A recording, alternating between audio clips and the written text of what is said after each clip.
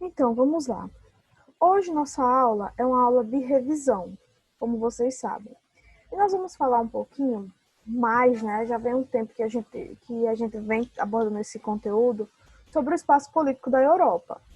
Então, nós sabemos que a Europa, né, dentre os processos que houve, os inúmeros processos, as inúmeras guerras, nós temos Primeira e Segunda Guerra Mundial na Europa, nós temos o processo de industrialização também na Europa, uma guerra fria na Europa, o capitalismo também surgindo e sendo, claro, influenciado e implantado pelos Estados Unidos, mas dividindo a Europa entre duas Europas, digamos assim, com poderes e sistemas econômicos diferentes.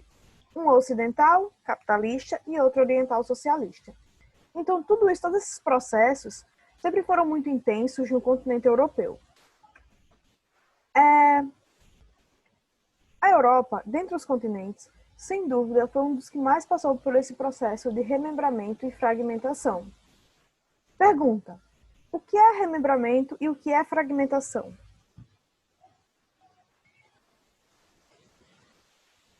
O que é O que é remembramento e o que é fragmentação? fragmentação é quando algo se espalha. E remembramento é ao contrário, é quando se junta. Se junta. Isso, perfeito. Tá? Perfeito, André. Então, quando o André diz assim, olha, professora, fragmenta quando algo se espalha, eu vou entender com essa colocação do André que é quando algo se separa por algum motivo. Quando um casal, por exemplo, vocês estão no nono ano.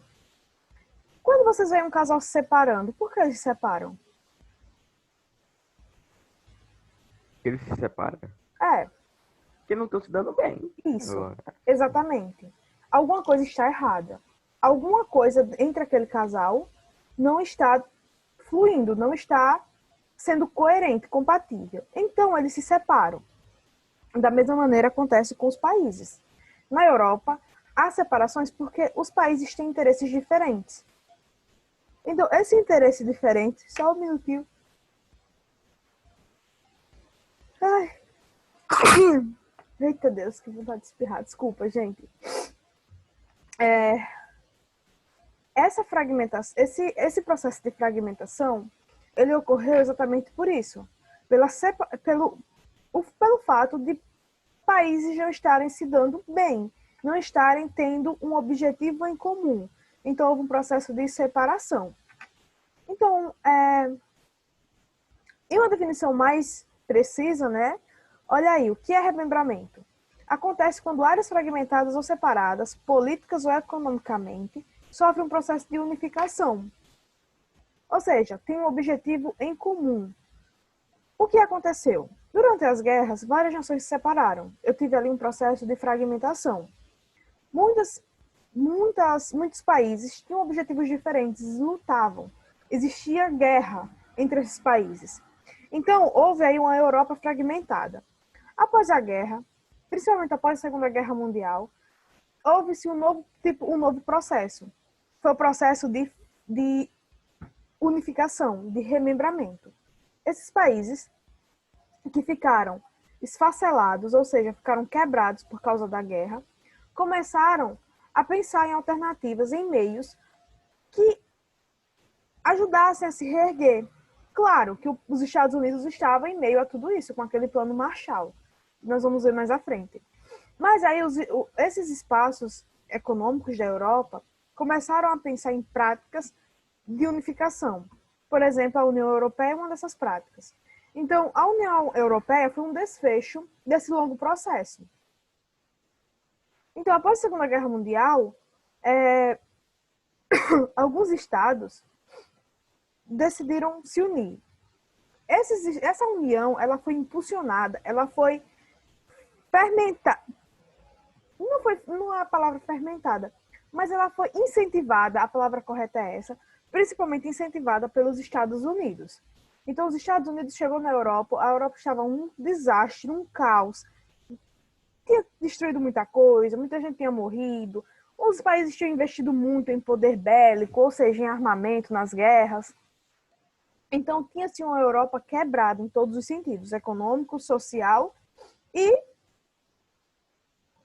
materialmente, porque as construções da Europa também sofreram muitos danos durante essas duas guerras. Então, os Estados Unidos começou a investir no espaço europeu. Gente, qual o objetivo disso? Desse investimento dos Estados Unidos? Como é a pergunta, prof? Os Estados Unidos foi lá ajudar a Europa depois das guerras.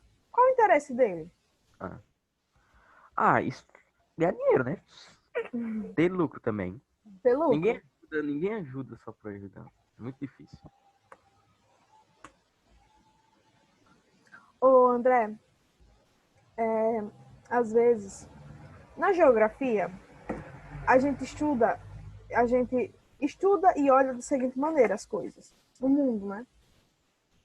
Existe um tipo de solidariedade que a gente encontra aí nas empresas e existe um tipo de solidariedade que a gente encontra nas pessoas. O que é a solidariedade? Quando você ajuda sem querer nada em troca, por espontânea vontade, etc. Isso. Mas essa é uma solidariedade que a gente chama de solidariedade orgânica. Isso acontece nas classes mais pobres da população. Por incrível que pareça, quem menos tem é quem mais pratica esse tipo de solidariedade. Já uma solidariedade organizacional, é assim que a gente chama, é a solidariedade entre as empresas. Elas não ajudam sem ter nada em troca e nem ajudam só por ajudar. Elas ajudam, por exemplo, olha, todo mundo vai participar desse mercado global, por exemplo. Vocês já estudaram globalização. Então, as multinacionais e as transnacionais. Olha, vamos, de alguma maneira, implantar uma lei ou um produto que todo mundo consuma, mas que primeiro nós tenhamos lucro com ele. Então, eu consigo ajudar na publicidade. Essa empresa trabalha com a publicidade, essa empresa com matéria-prima, essa outra empresa com maquinário. Então, essas três empresas, elas se juntam em uma solidariedade, mas não é uma solidariedade no sentido que você descreveu. É uma solidariedade voltada ao lucro, ao ganho, ao capitalismo. Então, aqui nós temos uma solidariedade organizacional, é assim que a gente chama. Ou seja, nós temos interesses aí de grandes empresas, de grandes estados, Estados Unidos, por exemplo, o Estado dos Estados Unidos. E quando eu falo Estado, não é a porção de terra que os Estados Unidos comanda, mas o interesse econômico, político e social que instituições dentro dos Estados Unidos comandam. Então, eles chegaram na Europa, sem dúvida, com interesses. Nós estamos falando aí de uma reconstrução da Europa depois da guerra. Depois da guerra, eu tive uma guerra chamada de Guerra Fria. Lembram? Não, calma, o quê? Depois das guerras Sim, sim. bélicas, eu tive guerra com fogo, né? Com poder bélico. Ou seja, eu tinha fogo, eu tinha poder, eu tinha armamento a toda hora. Depois eu tive uma guerra chamada de Guerra Fria. Por que Guerra Fria? Porque não teve confronto como é bélico, tinha só eles com fogos, foi só Não... ideológico. Isso, perfeito. Então eu tive um confronto ideológico. Embora, olha, eu tive... Vocês vão tirar nota top nessa prova, porque vocês compreenderam bem o assunto. Olha, eu tive primeiro um confronto ideológico. Só que esse confronto ideológico impulsionou outros. Porém, o principal, se eu for pensar no coração dessa guerra, realmente foi um confronto ideológico. Foi o confronto ideológico que impulsionou os outros tipos de confronto, mesmo que não fossem bélicos, mesmo que não tivesse poder de fogo. Na Guerra Fria, eu tive uma corrida armamentista, não usaram poder de fogo, mas teve a produção de armas e armas avançadas.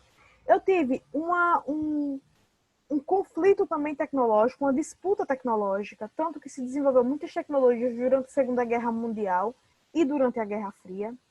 Eu tive também a corrida espacial, né, uma corrida espacial. E como isso acontecia? Olha, digamos que eu fosse líder da União Soviética. Então eu chegava para a população, para toda aquela sociedade que acreditava nessa ideologia, que eu também acreditava, que eu comandava, e dizia assim, olha, é o seguinte, nós Não estamos aí lutando uma guerra com poder de fogo. Nós não estamos matando, não estamos usando armamento, nenhum tipo de armamento, nem o bélico, nem o nuclear. Estamos em uma guerra fria. Só que nós não podemos baixar a guarda. Nós temos que ter um poder de defesa. Qual é o poder de defesa? A gente tem que construir armas, porque se a parte ocidental, comandada pelos Estados Unidos, atacar, nós temos que ter como nos defender. Então, aquela ideologia, que é uma ideologia principalmente econômica, de um sistema econômico, já que a gente na Guerra Fria nós estávamos aí entre um sistema socialista e um sistema capitalista, essa ideologia impulsionava a criação de armas, a criação de tecnologia, como meio de se precaver, como meio de prevenção. Se os Estados Unidos atacar, eu tenho aqui como me defender. Isso acontecia no Oriente. No Ocidente acontecia o mesmo. No Ocidente era da mesma maneira. Os Estados Unidos e aquela parte da Europa Ocidental, que acreditava num sistema capitalista e lutava por um sistema capitalista, também usava essa mesma desculpa, esse mesmo meio para construir armas e a corrida, principalmente espacial.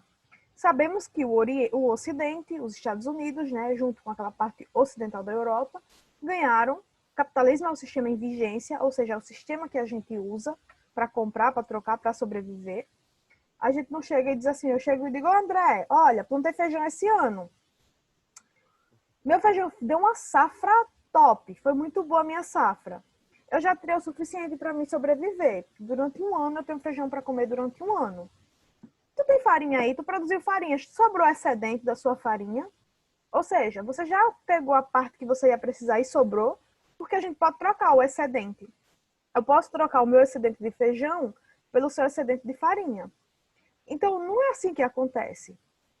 André, tá sobrando farinha? Tá. Quanto tá o quilo da farinha? Ah, Daiane, tá, sei lá, R$ 10. Tá bom, André, eu quero 1 quilo. Então, o nosso sistema de trocas e de consumo e de comércio é um sistema capitalista. Embora a gente tenha vários outros sistemas do mundo políticos, nós temos democracia, monarquia, ditadura, mas assim, mesmo assim, o sistema econômico que funciona dentro desses sistemas políticos é o capitalismo. Então, nós tivemos essa corrida espacial também, que quem ganhou foi o Ocidente. Então, a Europa ela ficou dividida nessa Guerra Fria. Foi dividida, houve essa divisão. E aí eu já tive um novo processo de fragmentação dentro de um continente. Vejam, que a Europa ela fica nesse constante vai e volta. É como se fosse um ioiô. Tem fragmentação, depois tem uma unificação, um remembramento. Então, nesse período aí da Guerra Fria, eu tinha a União Soviética que dominava a porção oriental do continente e os Estados Unidos que dominavam a porção ocidental da Europa. Até aí alguma dúvida? Não, não. Não. Tudo de boa até agora. Ótimo. Então, a União Europeia. Olha aí, os países membros da União Europeia. Vejam que a maior parte dos países membros da União Europeia... Cadê o meu mapa? Olha, veja, lembrem, visualizem esse mapa.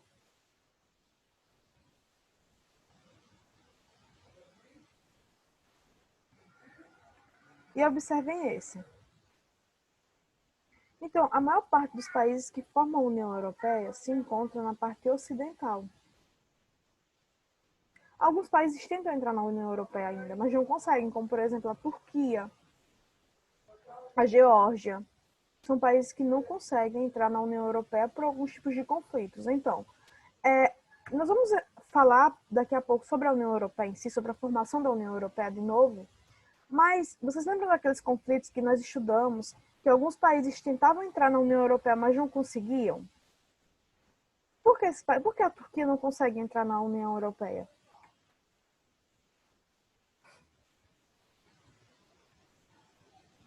Hã?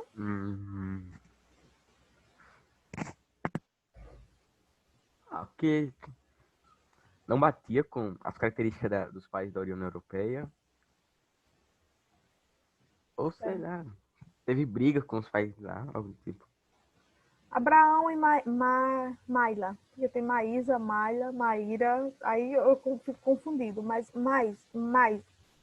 Chama ela de mais só, Vamos lá. Facilitou a vida, André. Valeu. Maia, Abraão. O resto dos alunos. Vitória, Lucas, Heloíse. E vocês? O que é que vocês acham? Por que a Turquia não é aceita na União Europeia?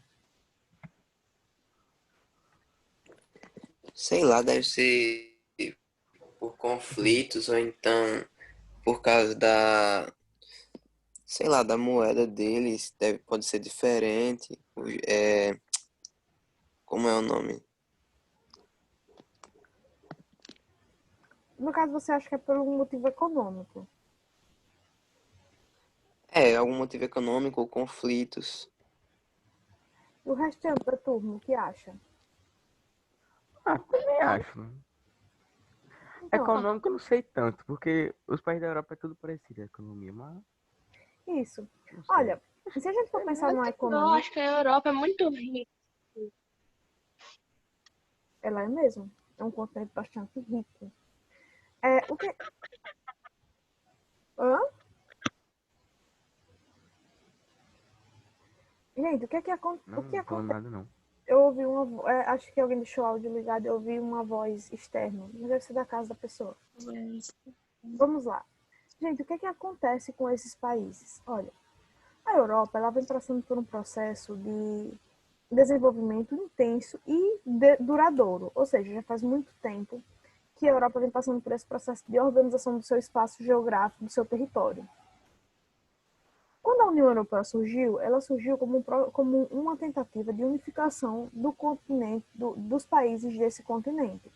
Uma unificação principalmente econômica, mas não só econômica, tá? Foi principalmente econômica, mas não só econômica. Eu tive outros tipos de unificação aí também. Outros interesses. A Turquia, assim como a Rússia, são países bicontinentais. São países bicontinentais, ou seja, estão na Europa. O território se divide entre a Europa e a Ásia. Só que a Turquia, além de ela ser um país bicontinental, ela está lá naquela briguinha das minorias. Minorias nacionais, ou podemos chamar também de movimentos separatistas. Então, aqui na Turquia, eu tenho conflitos o tempo todo. Por quê? Porque existem povos aqui que querem um território no Oriente Médio. A Turquia ela fica próxima aqui do Oriente Médio. Então, fica próximo e tem relações com o Oriente Médio. Nesse caso, eu tenho uma Turquia conflituosa, o que não é interessante para a União Europeia. Então, os conflitos que ocorrem na Turquia dão à Turquia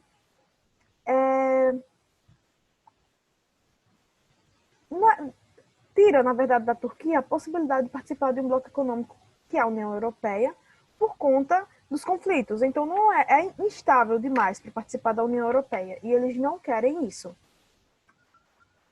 Então, outra coisa importante é o Plano Marshall, né?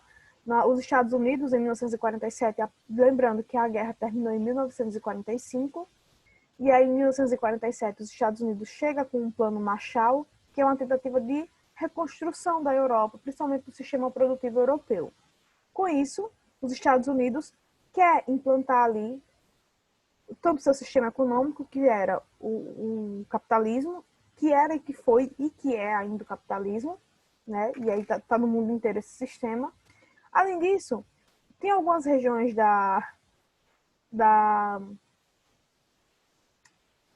de países da Europa, no caso da Alemanha e França, como a Alsácia-Lorena, que eram regiões bem interessantes para todo mundo, tanto para aqueles países que faziam parte da Europa, quanto para os Estados Unidos ou outros países que queriam investir ali, que era a região da Alsácia-Lorena.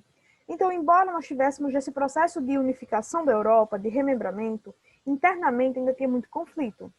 Então, na Alemanha e na França, a Alemanha e França eram dois países, eram duas nações que viviam em conflitos por causa dessas regiões de Alsácia-Lorena.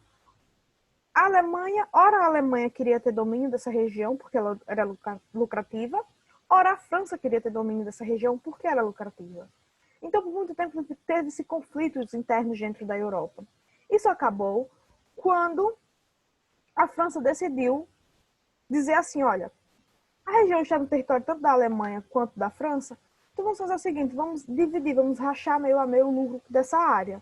Então teve-se um processo ali de paz, e aí continuou-se aquele processo de unificação. Então o objetivo era superar, né, o objetivo do plano Schuman, foi a França que teve iniciativa desse plano. O plano Marshall foi quem mesmo que iniciou, que teve a iniciativa? A França, né? Marshall, os Estados Unidos. Não, o Marshall foi os Estados Unidos. Ah, foi. Isso, e esse Schuman foi a França. Então, o Sim. Marshall, ele tinha como objetivo reestruturar o continente europeu. Não era só um país, era o continente europeu. O plano Schuman, ele já tinha o objetivo de superar o nacionalismo franco-germânico e integrar aquela região siderúrgica entre a Alsácia e a Lorena. Até aí tudo bem? Aham, sim, senhora. Ótimo. Sim, sim.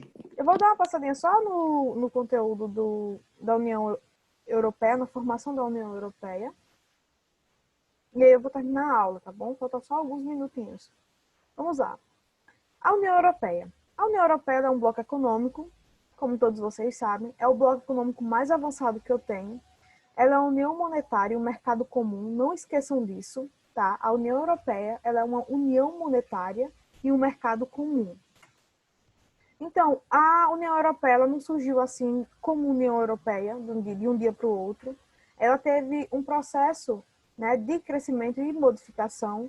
Então, eu posso dizer que o embrião, a primeira semente do que hoje eu conheço como União Europeia, foi um acordo que levou o nome de Benelux, entre Bélgica, Holanda e Luxemburgo. Esse acordo era uma união aduaneira, ou seja, era um acordo comercial, com uma dinâmica comercial mais intensa, mas não era ainda uma união monetária nem um mercado comum. Então, depois da Benelux, eu tive a Comunidade Europeia do Carvão e do Aço, o SECA, em 1952, lá naquela região da Alsácia-Lorena. Então, ali tinha várias reservas, né, de carvão mineral, de recursos, e esses recursos deram origem a essa comunidade, ou seja, eram países que, depois que a paz foi instituída ali na região da Alsácia-Lorena, depois que França e Alemanha resolveram suas rivalidades, outros países resolveram se associar, resolveram entrar nesse barco. Por quê? Porque agora tinha paz, agora aquela região estava mais estável, estava mais tranquila, eles se sentiam mais seguros.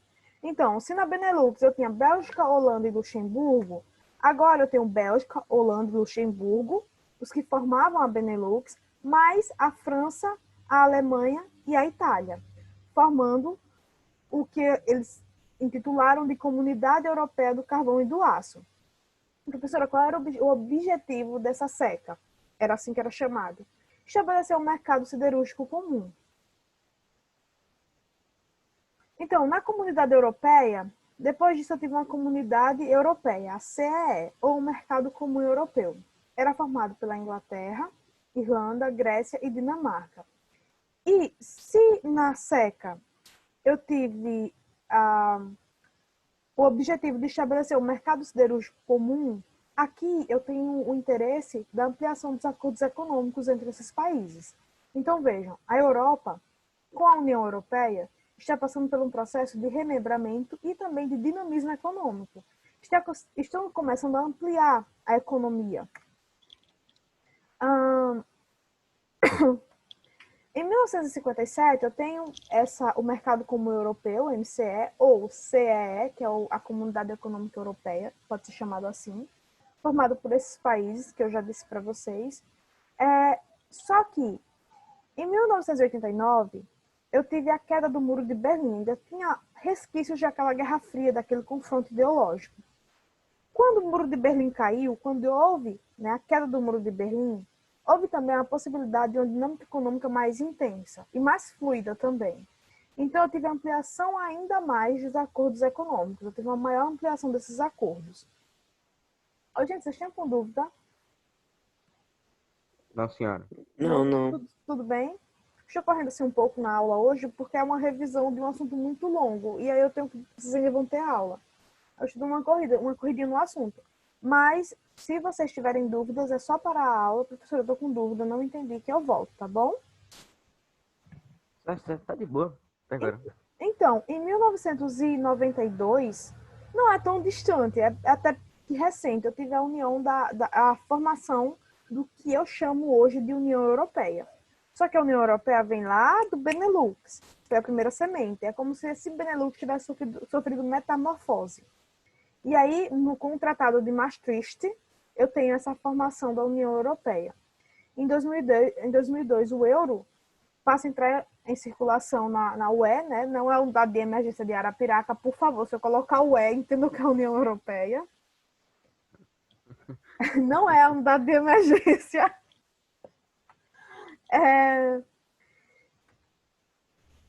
Eu disse para vocês que era uma união monetária, por quê? Porque um dos objetivos da União Europeia é que o euro circule em todos os países que fazem parte desse bloco econômico. Ainda não é 100% utilizado em todos os países, ou seja, existem países da Europa, como a Dinamarca, que ainda usam uma moeda diferente, mas o objetivo principal da União Europeia é que existe uma união monetária, ou seja, que todos os países usem o euro. E é um primeiro bloco a ter uma integração econômica intensa. Então, na União Europeia, eu tenho uma união monetária, que é o objetivo de uma moeda única, a circulação também de pessoas, mercadorias, serviços e produtos. Então, eu tenho o que eu posso chamar de mais avançado em um bloco econômico. Dentre os blocos, vocês já estudaram blocos econômicos. Então, eu tenho blocos que são simples, são apenas uma zona de livre comércio, e aí quando eu penso assim, tá bom, existem blocos econômicos simples, mas se eu for pensar em avanços nos blocos econômicos, o que eu posso pensar? É a União Europeia, porque é uma união monetária e um mercado comum ao mesmo tempo. Então, ao final do século XX, os países que formavam a União Europeia, eles tiveram, né, uma ascensão, um avanço muito bom econômico, tinha um PIB alto, um PIB tanto continental dentro da Europa quanto mundial alto, uma intensa dinâmica econômica, a população também foi beneficiada com todos esses avanços econômicos, tecnológicos, políticos, só que existia também uma divisão, uma desigualdade dentro da Europa. Gente, o professor já deve estar mandando o link, mas eu vou já terminar a aula, deixa eu só terminar de explicar isso, tá bom? Então, eu tinha a ascensão de uma tríade dos países mais avançados, mais desenvolvidos da Europa, que era a Alemanha, a França e Grã-Bretanha. Só que, por outro lado, esse desenvolvimento não era homogêneo, não cabia, não se estendia a todo o continente europeu. Então, eu tinha também desigualdades sociais e econômicas dentro da Europa. Gente, por hoje é só. Esse é o assunto que vai cair na nossa prova. Alguma dúvida, alguma angústia? Tem 2 minutos. Não, tá suave. Não. Ótimo. Então, a gente se encontra... Suavidade. A gente se Total. encontra na próxima semana. Bom desempenho na prova, estudem e bom fim de semana. Tchau!